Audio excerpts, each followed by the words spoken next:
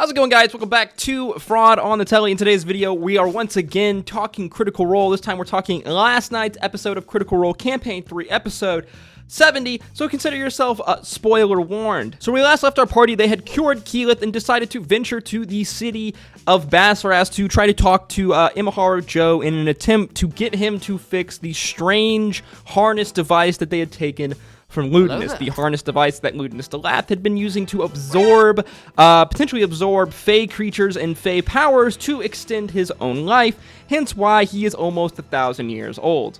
You get all that. Our episode begins kind of as our party go to see Joe at his shop, only to discover that there are some shenanigans afoot. Joe, along with one of his compatriots, is being held against his will by a group of baddies that we come to find out is the Paragon's Call and one General Ratanish. This combat was made exceptionally easy because FCG managed to actually banish Ratanish. That's a fun line to say. Banish Ratanish. So the party were able to deal with the rest of the Paragon's Call's members until Ratanish came back, and they all murked him, eventually killing the General. Bells Hells escape with Imahara Joe and his friend Verna the Viper, another tinkerer who specializes in explosives. Oh yeah, did I mention that when our party first arrived in Bassuras, there is 3 skyships at port here in Bassuras, as well as a large number of Assyrian troops, seemingly from Vasselheim, that have all seemed to gather here, maybe potentially launching a counterattack on the events that are going on with the Red Moon. So Joe and Verna tell the party that they believe that they can fix Ludinus' strange harness, which the party think that they can somehow reverse use to stop him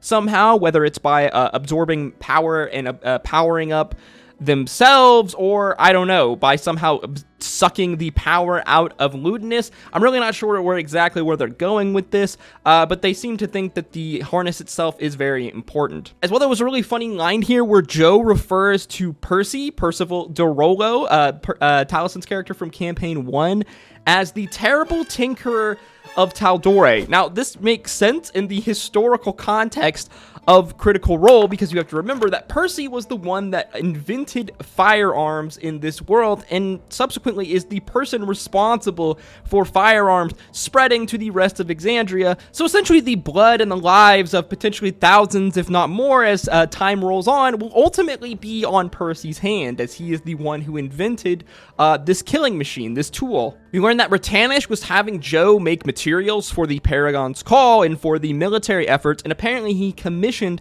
a special item, a broomstone nullifying device. Now, broomstone, we know, was the material that was used to make things fly, hence like the flowing cities in the Age of Arcanum, as well as it is used to make airships fly. Essentially, the nullifier then would be to knock an airship out of the sky. That seems to be the most likely use for this type of weapon. Our party make one more stop before they eventually will head out to the Shattered Teeth. Imogen and Ashton going by the All Minds Burn to see one of his old friends, Shady Sally, which we learn is one of the nobodies from Ashton's backstory, one of the groups that was on the Gianna Hexam break-in attempt, where Ashton ultimately had his fall and then had the Luxem juice implanted into his brain. We've been to the All Minds Burn once before. It's kind of this strange, almost Opium Den-esque type of like vibe going on here, except very much there's some other weird kind of like psionic type thing going on here, as it feels like all of the minds of all of these people are connected somehow.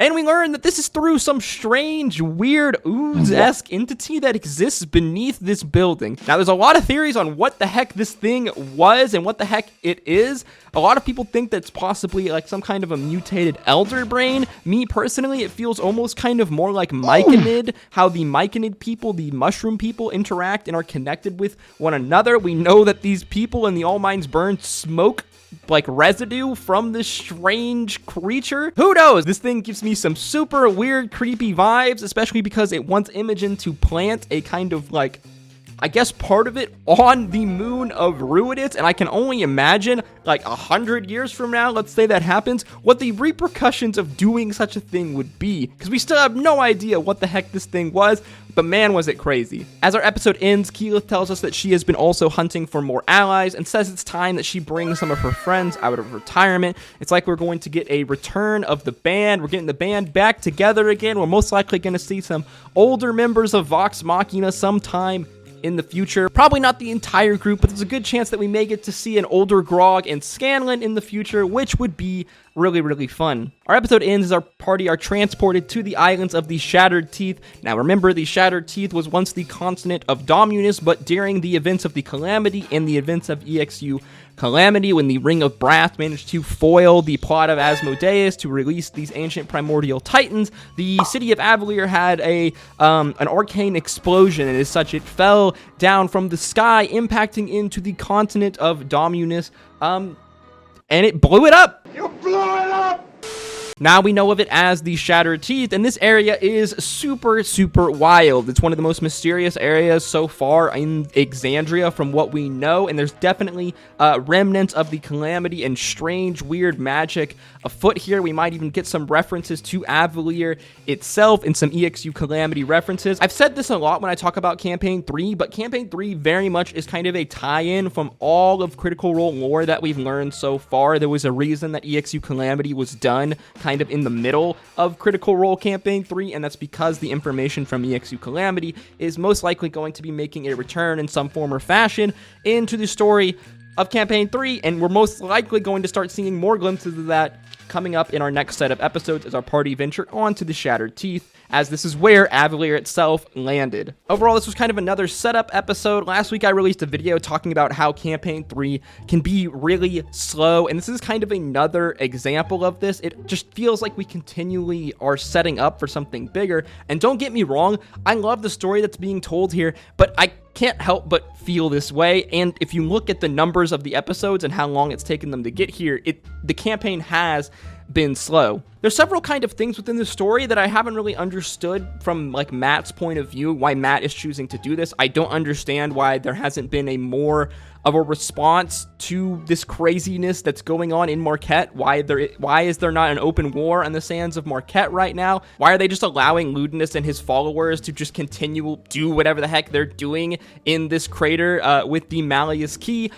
Ultimately, we just don't have the answers right now, and we just gotta trust in Matt Mercer and his brilliant storytelling to eventually make it all make sense, and I trust that he is, but so far, it does confuse me a little bit. Ultimately, though, at the end of the day, it really doesn't matter. It's just a Dungeons & Dragons campaign, and I'm just a fan, and just enjoy it, and I'm here for the ride and the entertainment. Sometimes people get a little over-invested. Sometimes I get a little over-invested and go on little tangent rants. This is just gonna happen when there's just this many fans, and as well, the roleplay community sometimes do be a little wildin'. As always, if you did enjoy the video, learn something new, make sure you like, comment, and subscribe. Don't forget to click one of the videos on screen now, especially if you enjoy Critical Role lore content. As always, I hope to see you in the next one. Drink your water, hug your mother. Until next time, peace, love, adu.